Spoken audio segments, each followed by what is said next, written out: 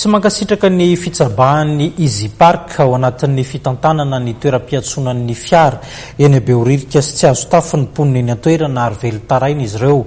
Antony tsotra no mahatonga izany dia ny fidangan'ny sarany izay alain'ny Easy Park ho an'ireo mponina eny an-toerana.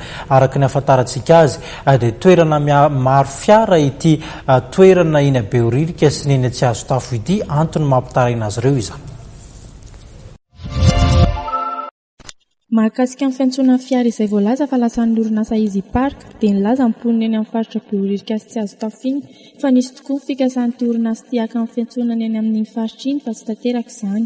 Raha ny nambaram-ponina sy ny mpampiasa ny fiantsonana eny an-toerana hatrany dia tsy zakan'izy ireo ny saran'ny fiantsonana tantanan'ny Easy Park noho izy midangana loatra ka tsy zakan'ny be sy ny maro. Parkina zany zao dia izay tsy mila LGPA satria izay afaka mandovolany amin'ny commune.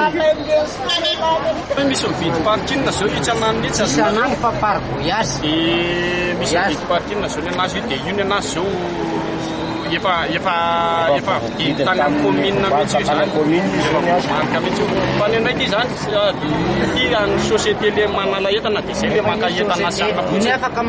Mbola tsy mivaraka izany ny olana eo amin'ny mponina sy ny orinasa Easy Park. Ny olona eny an-toerana izay nanamafy hatrany tsy fankasitrahan'ny fitantanan'ny orinasa Easy Park amin'ny fiantsonana eny an-toerana. Raha ny hevitry ny olona dia aleo miara-miasa amin'ny commune hoy izy ireo.